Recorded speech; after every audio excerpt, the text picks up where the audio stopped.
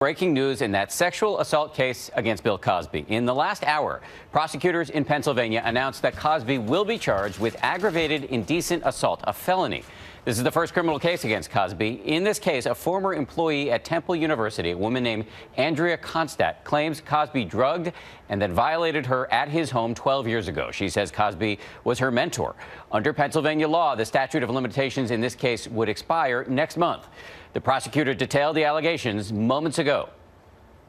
The evidence shows Mr. Cosby established a relationship with the victim. Mr. Cosby made 2 sexual advances at her that were rejected. On the evening in question, Mr. Cosby urged her to take pills that he provided to her and to drink wine, the effect of which rendered her unable to move, respond to his advances, and he committed aggravated indecent assault upon her. Cosby is expected to be arraigned in this case later this afternoon. So let's go now to ABC's legal analyst, Dan Abrams, who joins us on the phone. Dan, let me start by just getting your reaction.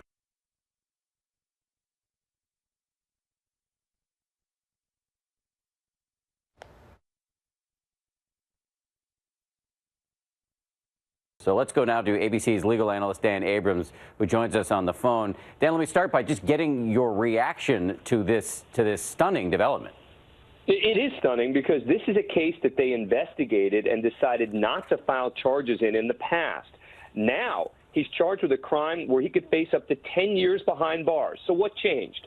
First of all, you've got his own statements in connection with this civil case, not criminal, coming out. So for the first time, the authorities see what Bill Cosby said. They're going to try and use that against him.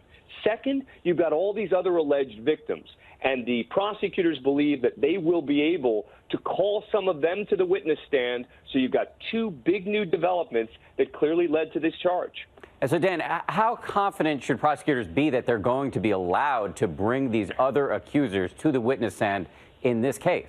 Well, that's right. There's going to be a fight over that because the legal standard that they're going to have to overcome is, does this show that this was a pattern? Meaning you can't just introduce other alleged victims just to show he's a bad guy who does bad things. You have to be able to show that this was a pattern of conduct. That's going to be a huge legal fight. There's also going to be a huge legal fight about whether to allow in his statement in the civil case, which was supposed to be sealed and confidential. And so, Dan, just to clarify, this was a case, the allegations stem from an incident in 2004. Local prosecutors investigated in 2004 and 2005, as I understand it, and declined to bring charges. It is only now, though, 12 years later, after we've seen all these other women step forward, that they are actually moving on this case. That's right. And if you look at the specific charge here, it's a very specific allegation under Pennsylvania law that makes it clear they're using Bill Cosby's own statement about what he says happened. It's a very specific allegation there, and as a result, they've got that new piece of evidence. They feel that they're armed now with something that they never had before that allows them to bring this charge only a month before the statute of limitations. Dan Abrams, thank you.